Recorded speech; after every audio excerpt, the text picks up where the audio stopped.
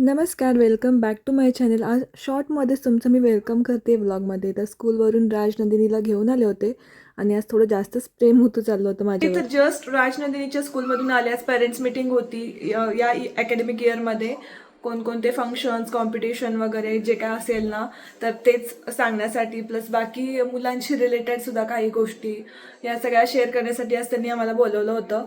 आणि मीटिंग झाली, आता घरी आले आणि आता दीदी आले कोल्हापूरमध्ये. सोफा वगैरे पाहायचा होता तिला म्हणून ती आली होती. तर त्यांचं ते चालू आहे. आता ती उसगावच्या इकडे कुठेतरी आहे, मग येईल थोड्या वेळात. म्हणलं चला आता खायला काहीतरी बनवूयात. जेवण करून आलेत ते, त्याच्यामुळे भूक नाही असं म्हणत होती, पण थालीपीठ बनवायचं होते मला त्यांच्यासाठी. पण नेमकं ते कापड नाही आहे माझ्याकडे आता. थालीपीठचं एक होतं ते सापडत नाही आहे आणि ते फ्रेश क्लॉथ नाही आहे माझ्याकडे जे थालीपीठ बनवण्यासाठी. आणि आता बाहेर जाऊन अन्न ऐकपत पण हे नाही आहे माझी. त्यामुळे म्हटलं तर काहीतरी दुसरं बनवावं. मग तिने मला राईस बनवायला सांगितला. मस्त असा फोडणीचा राईस टाईपमध्ये. आता कुकरला राईस लावते आणि छान थोडंसं असं वाटाणे वगैरे टाकून एक राईस बनवते आणि सोबत शिरासुद्धा करते. म्हणजे फक्तच राईस पण बरोबर वाटत नाही ना, त्यामुळे मग शिरा एक करून घेते. अशा दोन गोष्टी आता करणार आहे. आणि काय ग, झोप आली बाबू राजनंदिनी? आणि पावसाचं तर काय समजत नाही. एक तर कंटिन्यू पडत नाही आहे, तर पडतोय, ऊन पडतंय, पुन्हा मग पडतोय, पुन्हा ऊन पडतंय, असं चालू आहे आता. आणि एक तुम्हाला मी आज ना छान राजनंदिनीसाठी 2 ड्रेसेस आलेत, तेही दाखवणार. आणि त्याचसोबत ना एक साडी आली आहे माझ्यासाठी, तर ती सुद्धा तुमच्याशी शेअर करते. फक्त आता मी पटकन करून घेते. तर तांदूळ एक साईडला कुकरमध्ये शिजायला ठेवला आणि हे बदाम मी भिजत घातले होते. मला एक रेसिपी करायची होती, पण ती कॅन्सल केली आणि म्हणलं चला आपण शिऱ्यामध्येच घालून बघूयात. इथे रवासुद्धा मी मस्त परतवून घेतला. तोपर्यंत तिकडे भातसुद्धा बनून तयार होता. म्हणलं चला लगेच फोडणी घालून घेऊयात. आणि नेहमीप्रमाणेच अगदी बेसिकच होतं जी रेसिपी आहे ती. इथे कांदा वगैरे परतवून घेतला, त्यामध्ये थोडेसे वाटाणे होते माझ्याकडे आणि बेसिक आपले मसाले त्यामध्ये टाकून परतवून घेतलं. यामध्ये मग तुम्ही गाजर वगैरे पण ॲड केलं तरी छान लागतं. शेंगदाणे आधीच भाजून घेतले होते मी, ते सुद्धा टाकले. ॲक्च्युली मी विचार केला होता की याच्यात मस्त लिंबू पण पिळूयात, पण हे लोक कधी येतील असं झालं, म्हणून मग म्हणलं आत्ता नको, नंतरच पिळायचं आपण. आणि यामध्ये जो शिजलेला भात होता तो टाकला आणि मस्त असं परतवून घेतलं. येताना बहिणीने इथे समोसे आणले होते, तर ते सुद्धा सर्व केले. राजनंदिनी इथे दीदीजवळ जाऊन बसले होते आणि तिला फोटोज काढून हवे होते, म्हणून हळूच मी तिचे फोटोज कॅप्चर करत होते. त्यानंतर बघा दीदी जायला आताच घेऊन निघाली जातेस का रिटर्न. बघीला? आताच घेऊन जातेस का बघीला? जाऊ जा की जा. जा. थांब का येतो, आलो थांब, येऊ काय? बाय. आज थोडंसं पाऊस नाही आहे, म्हणजे ऊन पडले आत्ता तरी. मगाशी होता, आत्ता ऊन पडलंय. आणि तुम्हाला मी नवीन जे प्लांट्स मी लावले होते ना, आता ते दाखवते तुम्हाला. हे वाला जे आहे ना प्लांट, याचं मस्त ना एवढं मोठंच्या मोठं असं फूल येतं.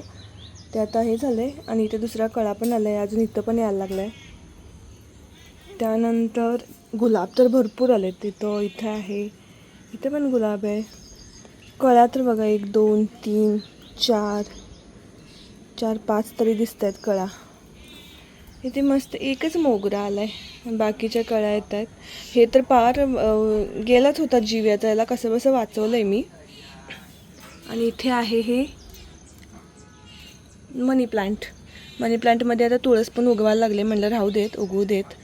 अजून एक 2 3 नवीन कुंड्या आणायच्या आणि त्याच्यामध्ये ट्रान्सफर करायचं म्हणते.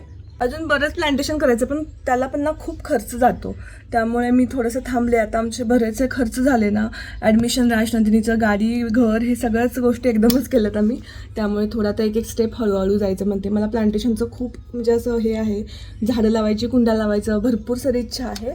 बट त्याला पण नाही म्हटलं तरी खर्च येतोच बऱ्यापैकी. आता कुंड्या जरी आणायच्या म्हणल्या तरी त्या आता खाली जर मला मागच्या युटिलिटीमध्ये पण ठेवायच्या आहेत, तर तिथे खाली ठेवून नाही चालणार, कारण ते स्वच्छ करायला वगैरे प्रॉब्लेम येतो. त्याच्यासाठी स्टँड्स लागतील, म्हणजे स्वच्छ करताना वगैरे आपल्याला इझी पडतं. तर तसंच बाहेरसुद्धा इथे मला करायचं आहे. टेरेसचं पण इच्छा आहे, पण अजून ते टेरेसचं गार्डन मला कुणी सुचवलंसुद्धा, आणि ते माझीसुद्धा खूप दिवसांपासून प्लॅन आहे. बट त्यालासुद्धा खर्च आहे, कारण डायरेक्ट ओपन नाही ठेवायचं, मला टेरेस गार्डन करायचं आहे. सो त्यालावरती पत्रा वित्रा ह्या बऱ्याचशा गोष्टी आल्या, त्याचा खूप खर्च येतो त्याला. आम्ही आधी काढलं होतं, आम्हाला असं होतं की पूर्ण लॉक करून घ्यायचं वरती, मग त्याला भरपूर मला वाटतं 4.5-5 लाख रुपये खर्च सांगितलेला. त्यामुळे म्हटलं की आता इतक्यात नको, हळूहळू करून घ्यायच्या आहे सगळ्या गोष्टी. आता खायला काहीतरी बनवायचं, त्याच्या आधी तुम्हाला ड्रेसेस दाखवते जे राजनंदिनीसाठी सुद्धा आलेत आणि माझ्यासाठी एक साडी आली ती दाखवते. राजनंदिनीसाठी हे 2 ड्रेसेस आलेले आहेत आणि आशूज फॅशन तुम्हाला माहिती आहे. आता मागच्या वेळेस पण राजनंदिनीचा जो ड्रेस होता तो यांच्याकडनंच आला होता आणि खूप सुंदर ड्रेस शिवते ती. फ्रेंडच आहे माझी, तर तिने छानसा असा हा राजनंदिनीसाठी विठू माऊलीचा ड्रेस दिला आहे. इथे पाहू शकताय रखुमाई लिहिला याच्यावरती आणि सुंदरसा असा हा ड्रेस आहे आणि याला असे नॉट पण दिलेत. आणि हा एकच पॅटर्न नाही आहे, असे बरेचसे पॅटर्न तिने डिझाईन केलेत. म्हणजे अगदीच तुम्हाला असं होतं ना की आता रखुमाई लिहिलं आहे तर पुन्हा यूज नाही करता येणार, तर तिच्याकडे असेही पॅटर्न्स आहेत की जे वरती तिने जॅकेट वगैरे असं केलं आहे की ज्याच्यावरती रखुमाई वगैरे लिहिलं आहे, जे नंतर तुम्ही कुठल्या दुसऱ्या फंक्शनला वगैरे घालायचं असेल ड्रेस बाळाला तर तुम्ही ते जॅकेट काढू शकता आणि आतला फक्त जो पार्ट असेल तो यूज करू शकताय. 2 in 1, 3 in 1 असे तिने डिझाईन केलेले आहेत. तिचं पेजचं नाव इथे मी स्क्रीनवरती मेन्शन करते, सोबत तिचा कॉन्टॅक्ट डिटेल्स पण इथे शेअर करते. तिथे तुम्ही कॉन्टॅक्ट करू शकता आणि तुम्हाला हवे ते डिझाईन्स वगैरे मागवून त्यांच्याकडनं म्हणजे कोणकोणते डिझाईन्स अवेलेबल आहेत तर ते त्यांना विचारून तुम्ही तुमचं बुकिंग करू शकता. आणि येस, डिस्क्रिप्शन बॉक्समध्ये पण त्यांच्या प्रोफाईलची मी लिंक देते, ती चेक करू शकताय. खूप सुंदर शिवते ती. आणि याच्या आधी तुम्ही ग्रीन कलरचा राजनंदिनीचा पाहिला असेल, तिने दिला होता एक ड्रेस, छान होता तो, तर ती खूप क्यूट दिसत होती राजनंदिनी. आणि हा एक ड्रेस आहे जो मोरयाचा, म्हणजे आता गणपती पण येतो आहे तर मोरया पॅटर्नमध्ये आहे हा. इथे बॅक साईडला हुक्स वगैरे आहेत आणि नॉट पण दिलेत, म्हणजे मुलांना कधी कधी फिटिंगला नाही येणार म्हणून. आणि हे स्कर्ट आहे त्याच्यावरती. इतका हा मला कलर ना बघता क्षणीच आवडला होता, मस्त वाटतं बघा. इथे नॉट आहेत छानसे असे, सो ॲडजस्टेबल आहेत मुलांसाठी. तर तुम्हाला जर हवा असेल तर तुम्ही आत्ताच ऑर्डर करा, म्हणजे तुम्हाला वेळेत पोहोचून जाईल. सो येस, नक्कीच आता हिला कॉन्टॅक्ट करा. अजून एक की एक मला साडी आली आहे. कुठे गेली साडी? एक साडीसुद्धा आलेली आहे, तर ही आहे स्वामी साज कलेक्शन म्हणून एक अकाउंट आहे, इंस्टाग्राम चॅनल, त्यांच्याकडून आली आहे. तर चंदेरी साड्या ज्या असतात तर तुम्हाला माहिती आहे त्यांचे कॉस्टिंग अगदी 5,000पासून पुढे जातात. 5,000, 9,000 असे कॉस्टिंग असतात. सगळ्यांना ते घेणं शक्य होत नाही, त्यामुळे ही त्या साडीची कॉपी आहे. आणि ही साडी ना अजिबात फुलत नाही, अजिबात म्हणजे अजिबात नाही, अगदी चापून चुपून छान बसते. आता मी नेसून नाही दाखवते कारण माझ्याकडे अजून ब्लाऊज वगैरे स्टिच नाही केलेला, म्हणजे त्याआधी तुम्हाला दाखवावी साडी. ब्लाऊज स्टिच आल्यावरती पुन्हा एकदा दाखवीनच, पण 100% साडी फुलणार नाही आहे. आणि प्राईस किंवा बाकी कलर्सच्या डिटेल्ससाठी तुम्ही त्या दीदींचा कॉन्टॅक्ट नंबर मी इथे देते, त्यांना तुम्ही कॉन्टॅक्ट करू शकता. त्यांचं इंस्टाग्रामचं जे अकाउंट आहे ते सुद्धा मी डिस्क्रिप्शन बॉक्समध्ये देते. डायरेक्ट तिथे जाऊन त्यांना तुम्ही मेसेज केला तरी चालेल, DM केला तरी चालेल, किंवा मग कॉन्टॅक्ट नंबरवरती सुद्धा तुम्ही त्यांना कनेक्ट होऊ शकता. मी साडीचा कलर मला हा आवडला, माझ्याकडे होता, दाखवते पहा. ही अशी साडी आहे आणि हा पदर आहे, दाखवते.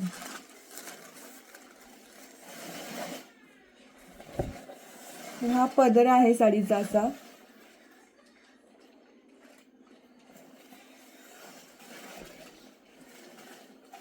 आणि बघा, मला हा कलर कॉम्बिनेशन फार आवडलं साडीचं, त्यामुळे मग मी हाच कलर घेतला. असं तुम्हाला मी हे दाखवते. ब्लाऊज हा पिंक कलरचा ब्लाऊज आहे, असे काट आहे त्याला. सो अजून स्टिच करून घ्यायचं बाकी आहे, त्याच्यामुळे तुम्हाला मी घालून म्हणजे साडी नेसून नाही दाखवू शकत. तर तुम्हाला जर हवा असेल तर नक्कीच परचेस करू शकता. हे पाहू शकता मटेरियल साडीचं, व इथे हेही दाखवते मी तुम्हाला. हे पहा, अगदी मऊसूत असं आहे. सो नक्की त्या ताईंकडून परचेस करा तुम्हाला जर हवं असेल. अपकमिंग कोणत्या फंक्शनसाठी, आता गणपती, दिवाळी, बरेचसे सण येतात.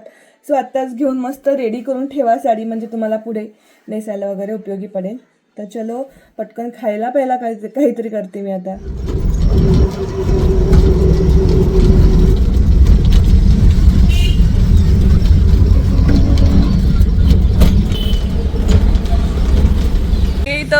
ओके, तर आम्ही एक अचानक प्लॅन केला होता मस्त.